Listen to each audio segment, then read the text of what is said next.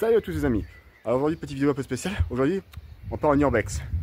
Alors aujourd'hui, l'endroit où on va aller, c'est la gare d'Asvillers. Alors Asvillers, avant tout, c'est une ancienne gare qui a été construite vers les années 1870 suite à l'annexion. Et en l'occurrence, cette gare qui est partie du réseau, elle est à l'abandon depuis plusieurs années et a été déclassée en 1975. Personne n'a repris, donc elle est complètement à l'abandon. Et nous allons aujourd'hui dans ce urbex découvrir ses secrets. Est-ce qu'elle enferme? Alors actuellement là je suis devant l'entrée, sur la façade côté est. On voit directement la part d'entrée ici. Alors là on va directement entrer, comme vous pouvez voir, il y a un petit portail qui servait probablement à l'époque pour entrer par les cheminots ou les voyageurs qui rentraient peut-être à l'époque. On voit déjà le panneau sorti, je vais vous montrer là-haut. Voilà, avec une typo un peu vieillotte, c'est mon bien l'endroit. Alors sans plus tarder, nous allons entrer directement dans le vif du sujet et partons à la découverte des endroits quelque peu mystérieux, mais laissés à l'abandon. Alors, on est toujours à côté du réseau, le réseau de la ligne Strasbourg-Paris, qui est actuellement occupé par la ligne de TER. Comme vous pouvez effectivement l'observer, les panneaux d'époque sont toujours là, à la dégradation. J'essaie de vous les montrer à peu près la caméra correctement. Voyez voir. Regardez. Voilà. Les panneaux Strasbourg et les panneaux d'Asvillers. Donc il n'y a aucune signalétique électronique. Voilà, je vais vous faire un petit plan de la gare.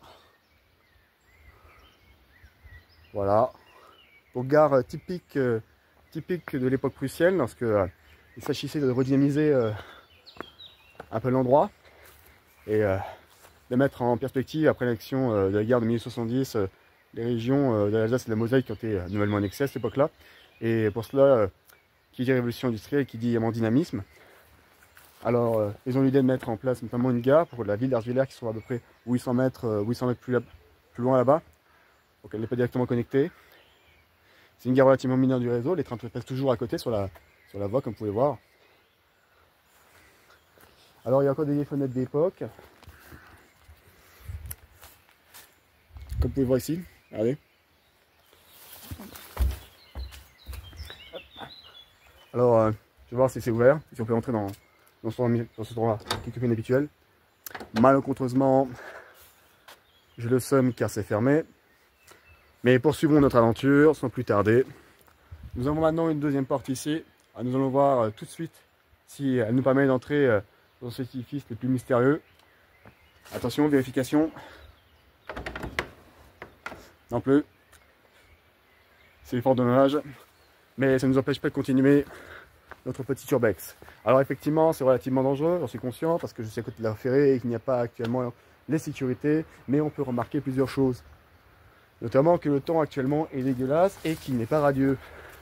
Je ne suis pas le grand JD, mais cet endroit est des plus mystérieux et peut-être paranormal de nuit. Je ne sais pas.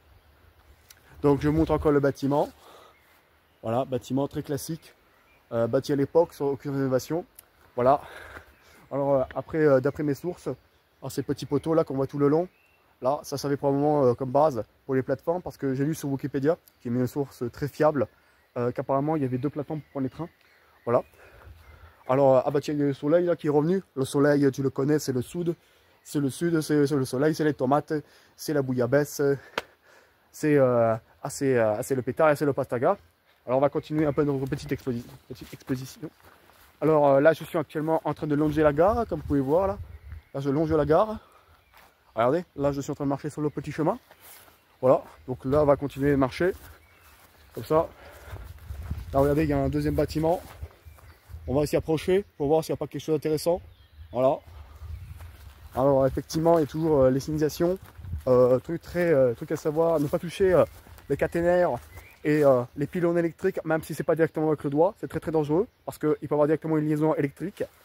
Donc je ne veux pas le faire. Donc on arrive devant ce deuxième bâtiment tout aussi mystérieux. Là, je ne sais pas ce que c'est, mais je pense que c'est une réserve à l'époque. Peut-être une réserve militaire, on ne sait pas. Donc je vais y avancer prudemment, mais promptement. Et je peux constater encore que le bâtiment est complètement condamné, ce qui est fort problématique. Donc nous allons rebrousser chemin et voir si on ne peut pas accéder à d'autres endroits dans la région, au niveau de ces gares les plus mystérieuses. Peut-être qu'il y a des entités ou peut-être qu'il y a une porte pour nos clips vers les backrooms, je ne sais pas. Mais mon détecteur de champ spectro-radial me dit qu'apparemment il y aurait des ondes spirituelles. Alors je vais m'y avancer encore promptement.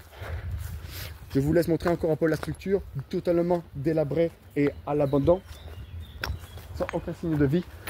On voit effectivement des tags d'une mystérieuse civilisation qui fait principalement des petites étoiles et des A, probablement des conducteurs en apprentissage qui ont eu récemment le permis, et les étoiles, je pense que ce sont juste des fans d'astronomie. Voilà, voilà. Ceci est mon expertise les plus poussées. Là, on voit aussi des tags encore avec une signification très mystérieuse. Je pense que c'est peut-être un langage cryptique. Voilà.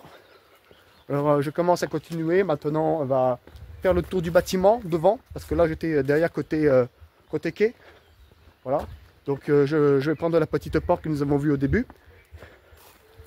Et oui, comme vous pouvez voir encore et le constater, c'est complètement délabré. Il n'y a plus grande chose de très intéressant. Et malheureusement, c'est plus ouvert. Je vais encore essayer avec cette autre porte sur le côté si c'est ouvert.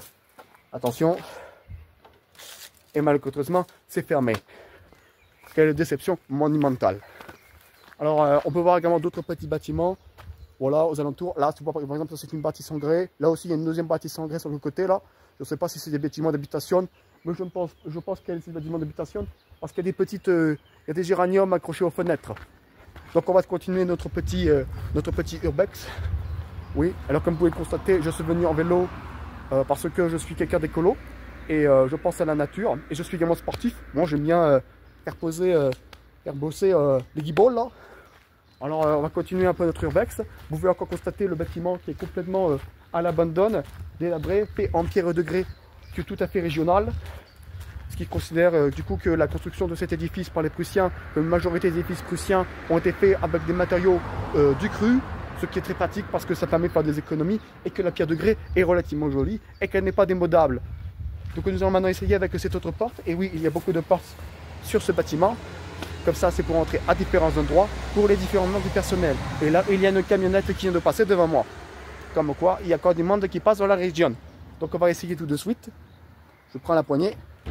Et c'est encore fermé malheureusement. Je suis tout pris et je suis en pleine désinvolture, totalement désappointé. Alors là maintenant, je vais continuer à avancer. Alors on peut voir effectivement encore le bâtiment. Voilà. Bâtiment très classique. Il y en a plusieurs des bâtiments comme ça dans la région, mais je n'ai pas vu d'autres qui étaient à l'abandon dans un tel état. Ça me rappelle un peu la laguna du voisin. Alors là, il y a toujours le bâtiment que j'ai vu, qu'on avait vu plus tôt là. Il y a une petite entrée sur le côté. On va voir si on peut l'allonger pour trouver quelque chose de surnaturel. Peut-être qu'il y aura assez pour faire un iceberg et un findings. Je ne sais pas. Alors là, on continue de marcher. J'espère que il y aura un plot twist et quelque chose à suspense, notamment des orties. Alors moi les orties, moi j'aime bien, mais uniquement pour faire de la soupe et de la tisane et pour les médicaments. Mais moi j'aime pas quand j'ai un short. C'est pour ça que j'ai mis aujourd'hui, petite technique de BG, un pantalon chino acheté à Kiabi. Très très bonne qualité. Donc je vais essayer d'y entrer. Et d'ailleurs, appelez-vous ça les enfants, quand vous portez un petit pantalon sympathique, acheté à Kiabi, vu que c'est un pantalon, et là vous n'êtes pas affecté par les orties ou par les ronces ou tout ce truc qui pique dans la nature. Alors je vais y avancer, et malheureusement, je suis encore très empointé parce qu'il n'y a toujours rien et que c'est intégralement condamné. Et oui, comme vous pouvez voir, là-bas il y a, j'essaie de vous le montrer, il y a notamment des briques, là, ici, ce qui fait que je ne peux pas rentrer. Et donc je suis très désappointé. Je vais désormais revenir sur mes pas et continuer cette vidéo urbex pas ouf.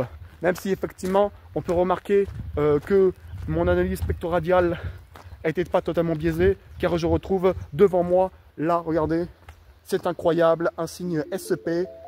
SCP, je crois que ça veut dire Société de la Corrèze.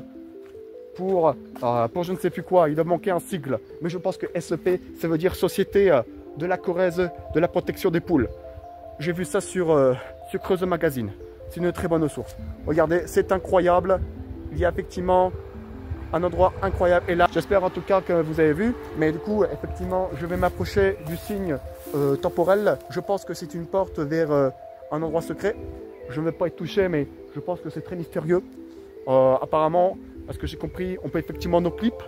Donc moi, je ne vais pas m'aventurer dans les backrooms. Et comme vous pouvez voir là-haut, il y a également une fenêtre cassée. Donc ça veut dire qu'il y a peut-être des gens, comme des casseurs, des cassos, des hippies, ou encore je ne sais quoi comme saltabank, qui ont décidé de monter là-haut pour vandaliser et exploiter les lieux, les parages. Alors on peut voir également quelques autres petits tags, là avec des signes dont je ne comprends pas, mais qui ont vraiment une signification mystique, très rare et très compliqué à déchiffrer. Je pense que c'est probablement du sumérien ou encore du langage de Ourdou. Moi je sais parce que j'ai fait une fac d'histoire, donc je m'y connais un peu en langue ancienne. J'ai pris option archéologie une fois, une année, parce que je voulais paraître un peu intelligent et parce que j'aime beaucoup Stargate SG1. Voilà. Alors merci pour cette petite urbex là. Alors je vais vous montrer encore une toute dernière fois un petit panorama autour de moi avec un petit pylône électrique pour pour capter la radio. Alors on rappelle que la radio ça se fait par des ondes radiophoniques. Si ça veut dire radiophonique, non, il ne faut pas que tu rigoles parce qu'il y a nique à la fin de radiophonique. C'est pas drôle, c'est pas mature. Mais ça permet du coup de transférer des données. Et avec ces données, tu peux capter notamment Skyrock ou encore Virgin Radio et Virgin Tonic, dont le Morning Life et Camille Combal sur ton autoradio de ta Peugeot Pinto. Et ça, c'est pas mal. Comme quoi, on fait des merveilles technologiques et des pas mal de progrès. Alors, du coup, je suis très désappointé, mais ça reste tout de même un bâtiment qui recèle toute une histoire et c'est incroyable. Du coup, désormais, je vais couper la caméra et merci beaucoup.